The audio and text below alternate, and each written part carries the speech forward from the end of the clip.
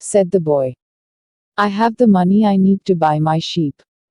And you have the money you need to go to Makkah. The old man said nothing. Will you give me your blessing? Asked the boy. You have helped me. The man continued to prepare his tea, saying nothing. Then he turned to the boy. I am proud of you, he said. You brought a new feeling into my crystal shop. But you know that I'm not going to go to Makkah. Just as you know that you're not going to buy your sheep. Who told you that? Asked the boy, startled. Maktab, said the old crystal merchant. And he gave the boy his blessing.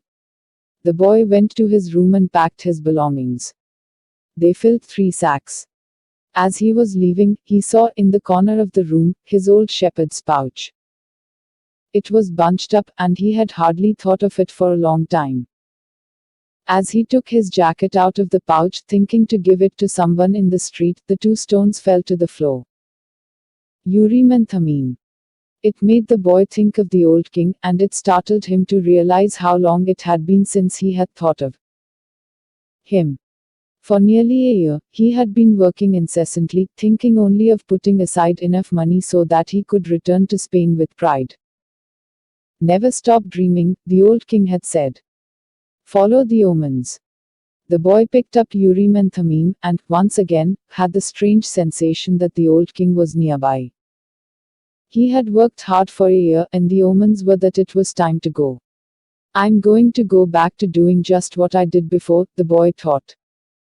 Even though the sheep didn't teach me to speak Arabic. But the sheep had taught him something even more important. That there was a language in the world that everyone understood, a language the boy had used throughout the time that he was trying to improve things at the shop. It was the language of enthusiasm, of things accomplished with love and purpose, and as part of a search for something believed in and desired. Tangier was no longer a strange city, and he felt that, just as he had conquered this place, he could conquer the world. When you want something, all the universe conspires to help you achieve it, the old king had said. But the old king hadn't said anything about being robbed, or about endless deserts, or about people who know what their dreams are but don't want to realize them. The old king hadn't told him that the pyramids were just a pile of stones, or that anyone could build one in his backyard. And he had forgotten to mention that when you have enough money to buy a flock larger than the one you had before, you should buy it. The boy picked up his pouch and put it with his other things. He went down the stairs and found the merchant waiting on a foreign couple, while 2 other customers walked about the shop, drinking tea from crystal glasses. It was more activity than usual for this time of the morning. From where he stood, he saw for the first time that the old merchant's hair was very much like the hair of the old king.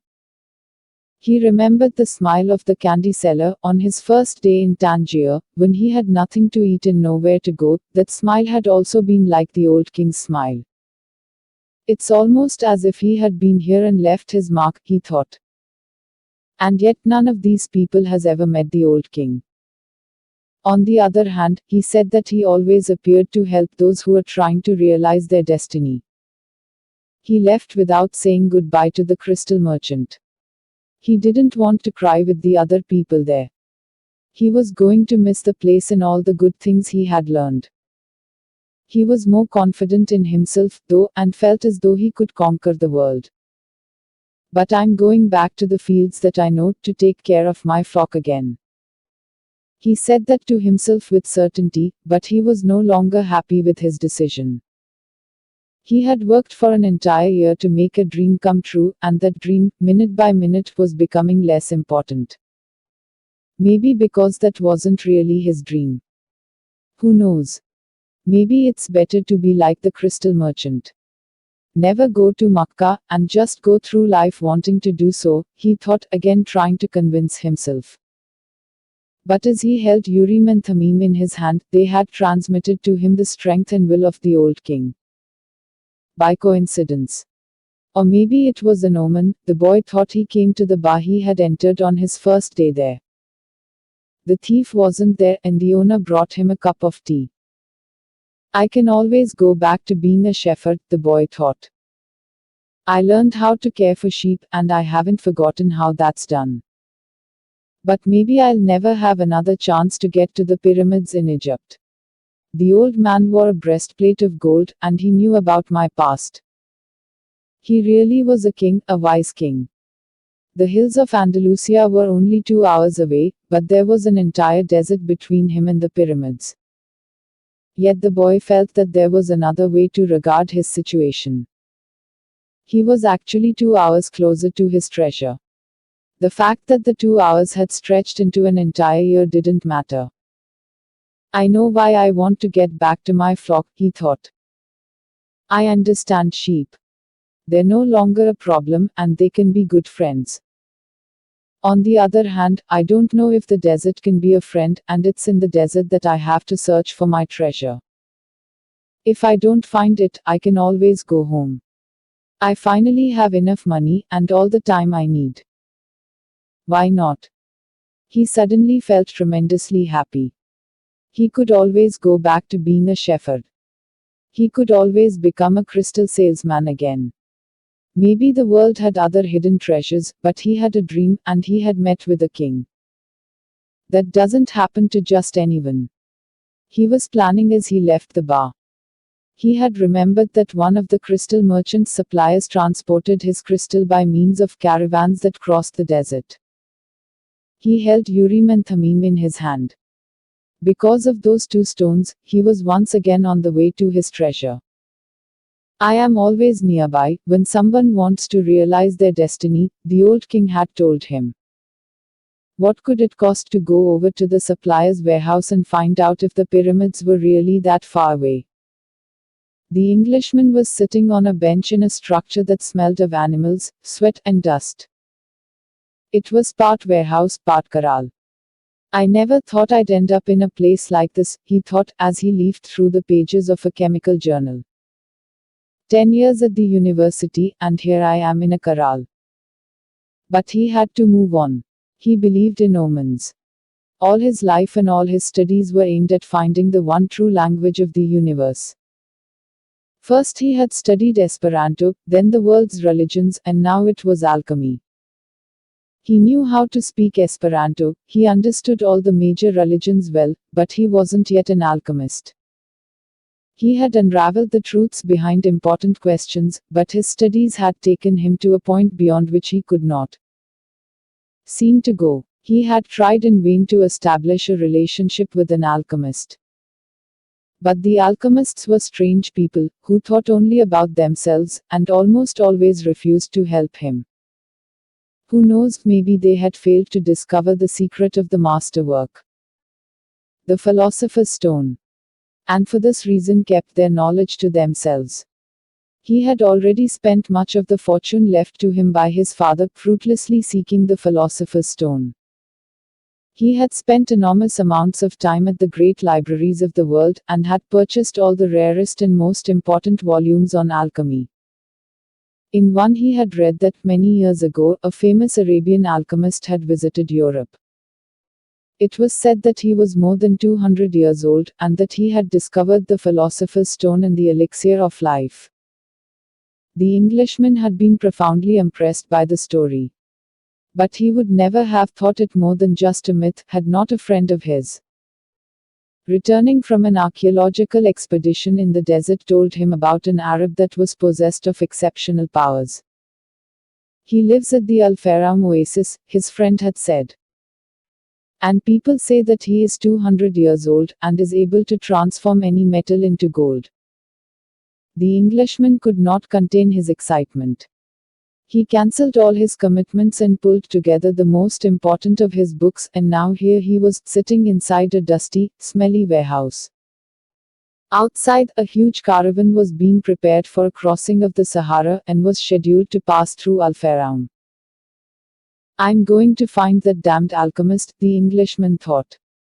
And the odor of the animals became a bit more tolerable. A young Arab, also loaded down with baggage, entered, and greeted the Englishman. Where are you bound? Asked the young Arab. I'm going into the desert, the man answered, turning back to his reading. He didn't want any conversation at this point. What he needed to do was review all he had learned over the years, because the alchemist would certainly put him to the test. The young Arab took out a book and began to read. The book was written in Spanish. That's good, thought the Englishman. He spoke Spanish better than Arabic, and, if this boy was going to Al Faraum, there would be someone to talk to when there were no other important things to do. That's strange, said the boy, as he tried once again to read the burial scene that began the book. I've been trying for 2 years to read this book, and I never get past these first few pages. Even without a king to provide an interruption, he was unable to concentrate. He still had some doubts about the decision he had made. But he was able to understand one thing. Making a decision was only the beginning of things. When someone makes a decision, he is really diving into a strong current that will carry him to places he had never dreamed of when he first made the decision.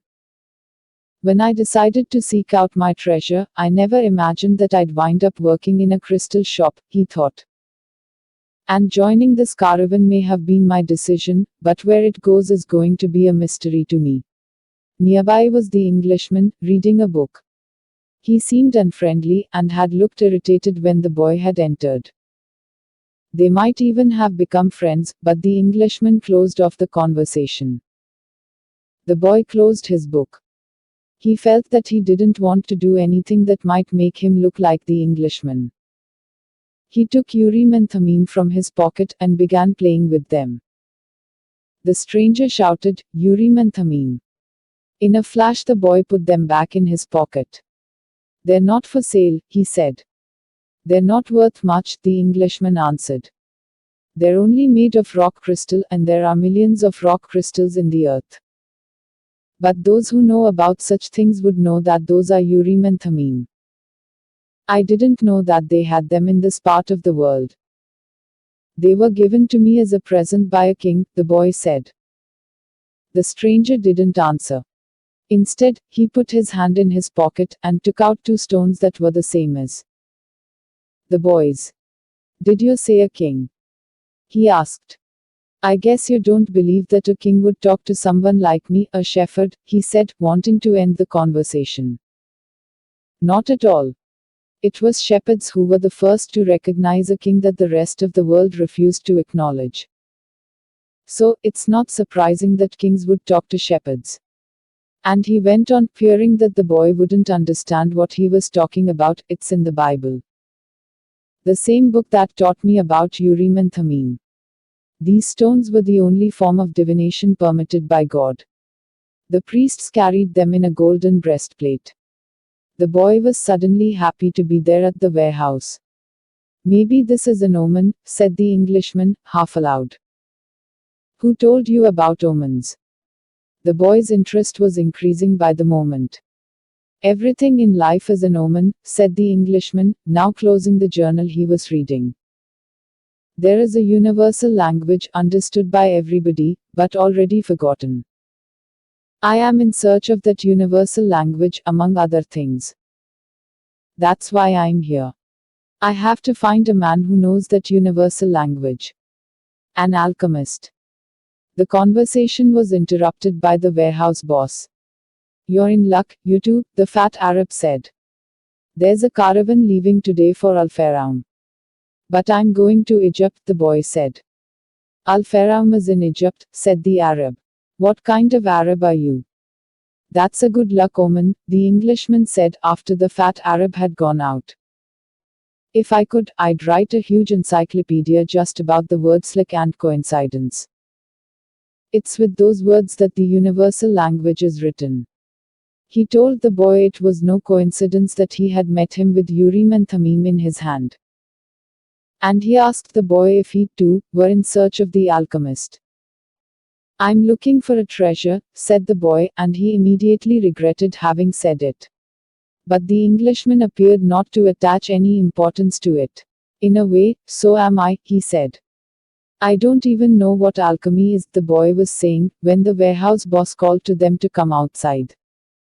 "I'm the leader of the caravan," said a dark-eyed, bearded man. "I hold the power of life and death for every person I take with me. The desert is a capricious lady, and sometimes she drives men crazy. There were almost 200 people gathered there, and 400 animals. Camels, horses, mules, and fowl. In the crowd were women, children, and a number of men with swords at their belts and rifles slung on their shoulders. The Englishman had several suitcases filled with books. There was a babble of noise, and the leader had to repeat himself several times for everyone to understand what he was saying. There are a lot of different people here, and each has his own God. But the only God I serve is Allah, and in His name I swear that I will do everything possible once again to win out over the desert. But I want each and every one of you to swear by the God you believe in that you will follow my orders no matter what. In the desert, disobedience means death. There was a murmur from the crowd.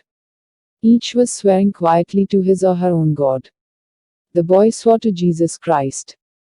The Englishman said nothing. And the murmur lasted longer than a simple vow would have. The people were also praying to heaven for protection. A long note was sounded on a bugle, and everyone mounted up. The boy and the Englishman had bought camels, and climbed uncertainly onto their backs. The boy felt sorry for the Englishman's camel, loaded down as he was with the cases of books. "There's no such thing as coincidence," said the Englishman, picking up the conversation where it had been interrupted in the warehouse. "I'm here because a friend of mine heard of an Arab who."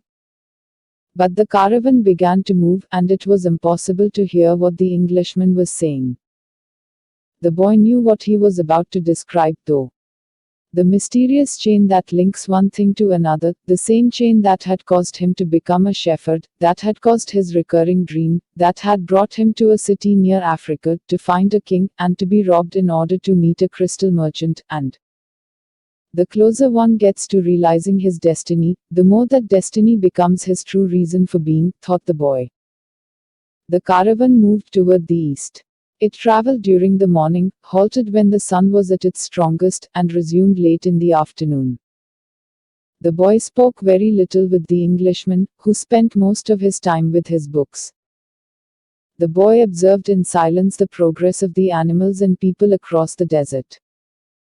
Now everything was quite different from how it was that day they had set out. Then, there had been confusion and shouting, the cries of children and the whinnying of animals, all mixed with the nervous orders of the guides and the merchants.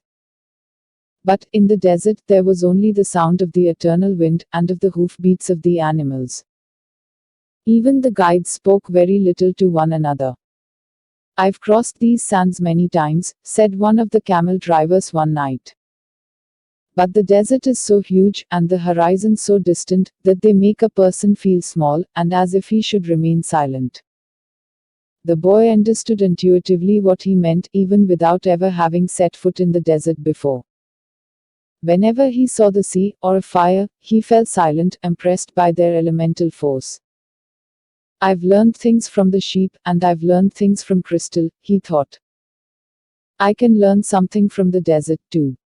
It seems old and wise."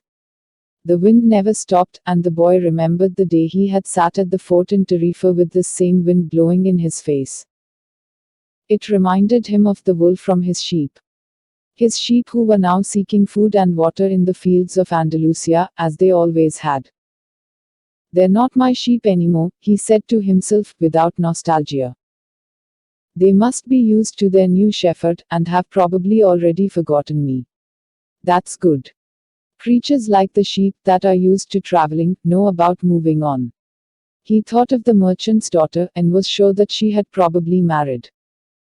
Perhaps to a baker, or to another shepherd who could read and could tell her exciting stories. After all, he probably wasn't the only one. But he was excited at his intuitive understanding of the camel driver's comment. Maybe he was also learning the universal language that deals with the past and the present of all people. Hunches, his mother used to call them. The boy was beginning to understand that intuition is really a sudden immersion of the soul into the universal current of life, where the histories of all people are connected, and we are able to know everything, because it's all written there. Maktab, the boy said, remembering the crystal merchant. The desert was all sand in some stretches, and rocky in others. When the caravan was blocked by a boulder, it had to go around it. If there was a large rocky area, they had to make a major detour. If the sand was too fine for the animals' hooves, they sought a way where the sand was more substantial. In some places, the ground was covered with the salt of dried up lakes. The animals balked at such places, and the camel drivers were forced to dismount and unburden their charges. The drivers carried the freight themselves over such treacherous footing, and then reloaded the camels. If a guide were to fall ill or die, the camel drivers would draw lots and appoint a new one. But all this happened for one basic reason.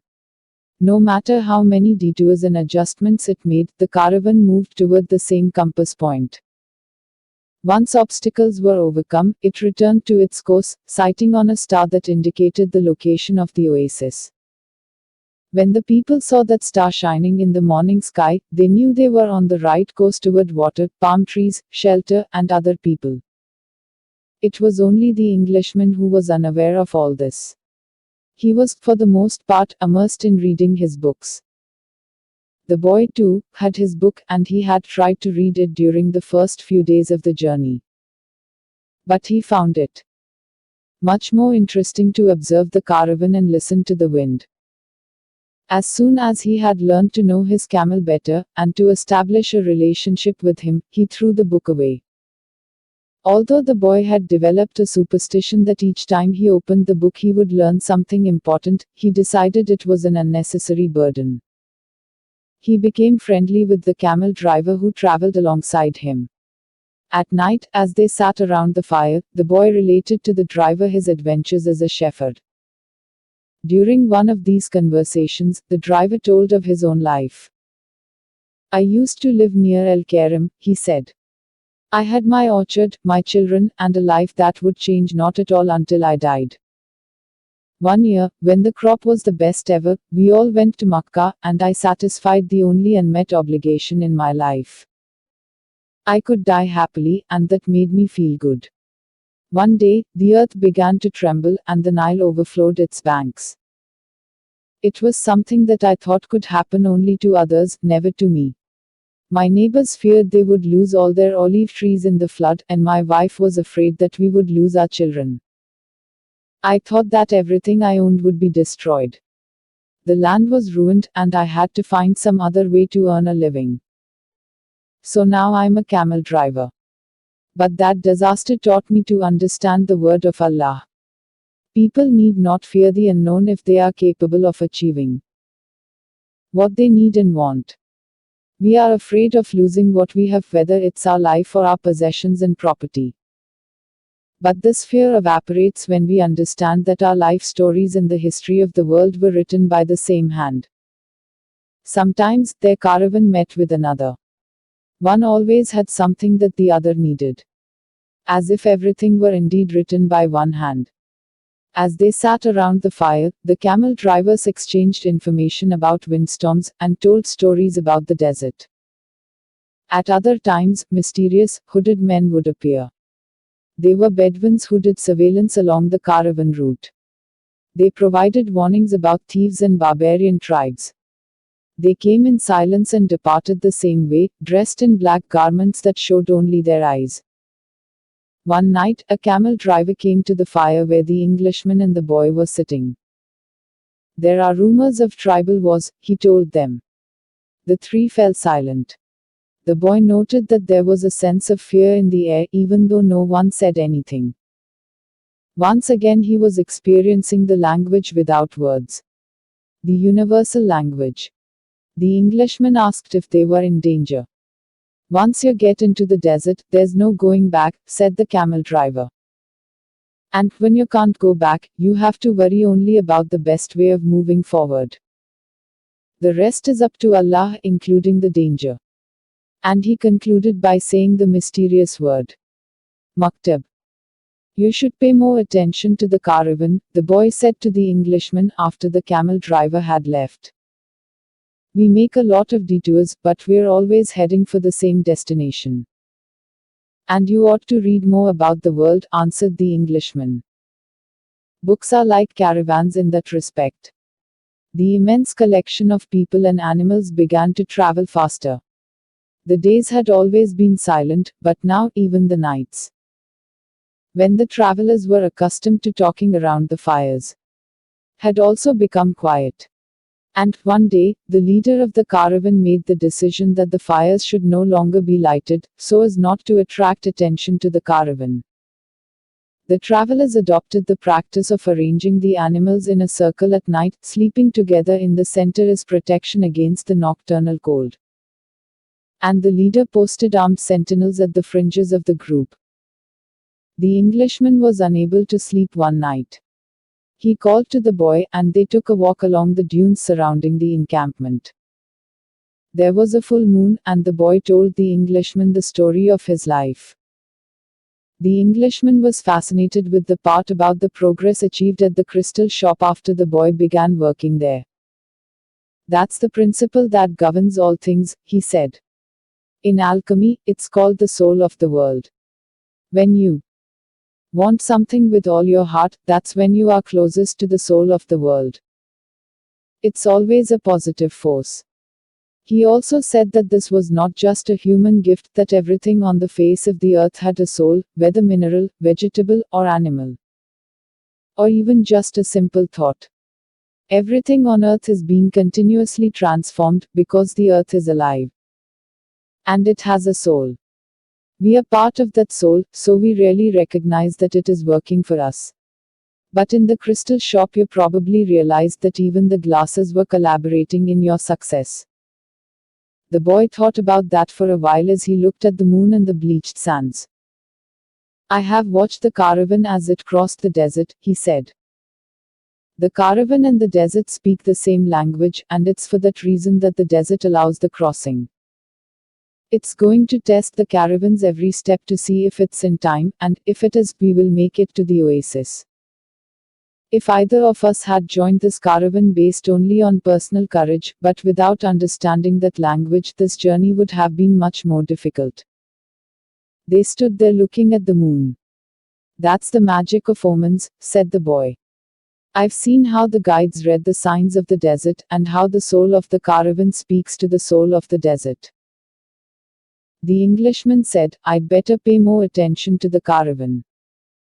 And I'd better read your books, said the boy. They were strange books. They spoke about Mercury, salt, dragons, and kings, and he didn't understand any of it. But there was one idea that seemed to repeat itself throughout all the books. All things are the manifestation of one thing only. In one of the books he learned that the most important text in the literature of alchemy contained only a few lines, and had been inscribed on the surface of an emerald. It's the Emerald Tablet, said the Englishman, proud that he might teach something to the boy. Well, then, why do we need all these books? The boy asked. So that we can understand those few lines, the Englishman answered, without appearing really to believe what he had said. The book that most interested the boy told the stories of the famous alchemists. They were men who had dedicated their entire lives to the purification of metals in their laboratories. They believed that, if a metal were heated for many years, it would free itself of all its individual properties, and what was left would be the soul of the world. This soul of the world allowed them to understand anything on the face of the earth, because it was the language with which all things communicated. They called that discovery the masterwork. It was part liquid and part solid. Can't you just observe men and omens in order to understand the language? The boy asked. You have a mania for simplifying everything, answered the Englishman, irritated. Alchemy is a serious discipline. Every step has to be followed exactly as it was followed by the masters. The boy learned that the liquid part of the masterwork was called the elixir of life, and that it cured all illnesses. It also kept the alchemist from growing old. And the solid part was called the philosopher's stone. It's not easy to find the philosopher's stone, said the Englishman. The alchemists spent years in their laboratories observing the fire that purified the metals. They spent so much time close to the fire that gradually they gave up the vanities of the world. They discovered that the purification of the metals had led to a purification of themselves. The boy thought about the crystal merchant.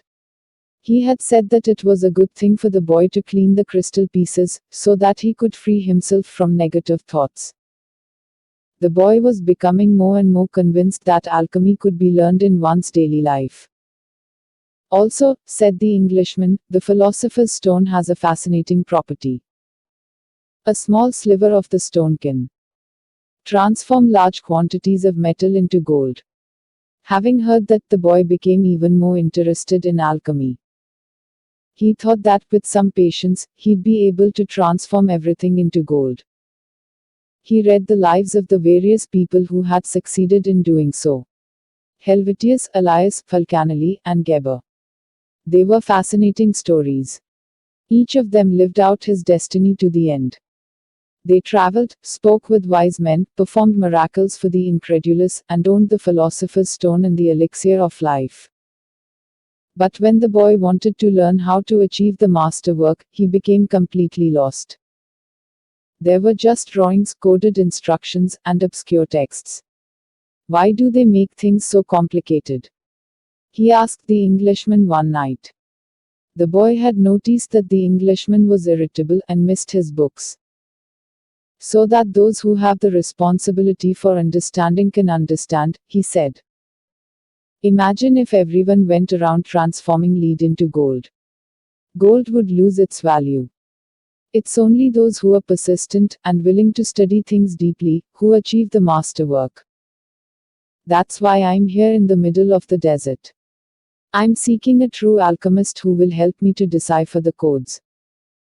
When were these books written? The boy asked. Many centuries ago. They didn't have the printing press in those days, the boy argued. There was no way for everybody to know about alchemy. Why did they use such strange language with so many drawings? The Englishman didn't answer him directly. He said that for the past few days he had been paying attention to how the caravan operated, but that he hadn't learned anything new. The only thing he had noticed was that talk of war was becoming more and more frequent. Then one day the boy returned the books to the Englishman. Did you learn anything?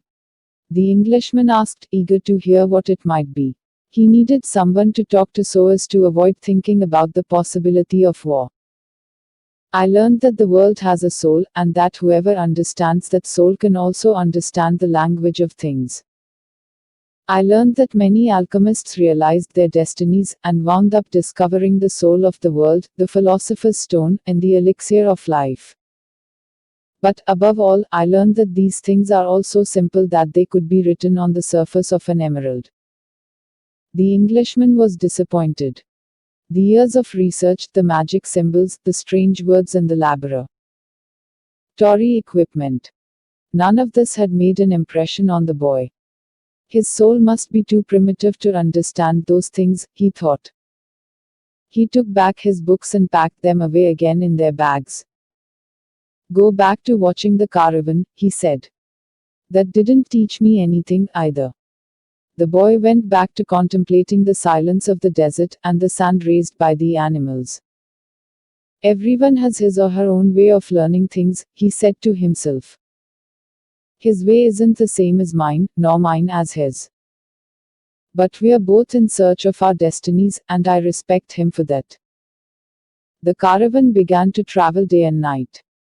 The hooded Bedouins reappeared more and more frequently, and the camel driver, who had become a good friend of the boys, explained that the war between the tribes had already begun. The caravan would be very lucky to reach the oasis. The animals were exhausted, and the men talked among themselves less and less. The silence was the worst aspect of the night, when the mere groan of a camel, which before had been nothing but the groan of a camel, now frightened everyone, because it might signal a raid. The camel driver, though, seemed not to be very concerned with the threat of war. I'm alive, he said to the boy as they ate a bunch of dates one night with no fires and no moon. When I meet ink, that's all I think about. If I'm on the march, I just concentrate on marching. If I have to fight, it will be just as good a day to die as any other. Because I don't live in either my past or my future. I'm interested only in the present. If you can concentrate always on the present, you'll be a happy man. You'll see that there is life in the desert, that there are stars in the heavens, and that tribesmen fight because they are part of the human race. Life will be a party for you, a grand festival, because life is the moment we're living right now. 2 nights later, as he was getting ready to bed down, the boy looked for the star they followed every night. He thought that the horizon was a bit lower than it had been, because he seemed to see stars on the desert itself. It's the oasis, said the camel driver. Well, why don't we go there right now? The boy asked. Because we have to sleep. The boy awoke as the sun rose. There, in front of him, where the small stars had been the night before, was an endless row of date palms, stretching across the entire desert. We've done it, said the Englishman, who had also awakened early. But the boy was quiet. He was at home with the silence of the desert, and he was content just to look at the trees.